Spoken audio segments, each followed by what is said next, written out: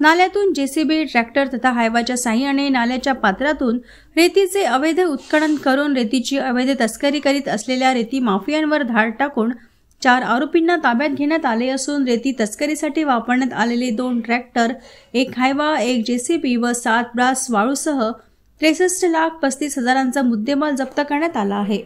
सदर कारवाई भद्रावती पोलिसांकडून दिनांक 18 रोज शनिवारला पहाटे 4च्या दरम्यान तालुक्यातील जेना घाटावर करण्यात आली। या कारवाईमुळे अवैध रेती माफियांचे धाबे चांगलेच दणाणले आहे।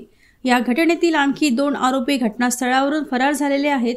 सदर जेना येथील नाल्यातून मोठ्या प्रमाणात रेती तस्करी होत असल्याची गुप्त माहिती भद्रावती पोलिसांना मिळाल्यानंतर त्यांनी आपल्या पथकासह घटनास्थळावर धाड टाकली असता तेथे MH40 BE 4188 या क्रमांकाचे जेसीबीने रेतीचे अवैध उत्खनन करीत असल्याचे व 2 ट्रॅक्टर व 1 हायवाद्वारा रेतीची तस्करी करण्यात येत असल्याचे आढळून आले।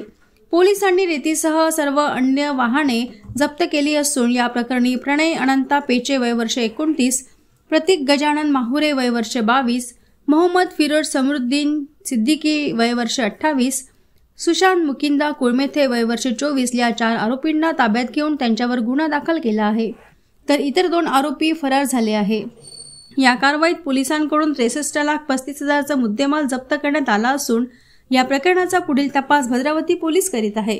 सदर कारवाई पोलीस अधीक्षक मक्का सुदर्शन, अप्पर पोलीस अधीक्षक रीना जनबंधू यांच्या मार्गदर्शनात उपविभागीय पोलीस अधिकारी नयोमी साटम, पोलीस अधीक्षक ऋषभ काटकर, विठ्ठल काकडे, नांदेकर तसेच भद्रावतीचे ठाणेदार अमोल काचोरे, सहाय्यक पोलीस निरीक्षक संजय मिश्रा, अनुप आष्टुनकर, विश्वनाथ चौधरी, निकेश ढेंगे व विजय उपरे यांच्याकडून संयुक्त कारवाई करण्यात आली।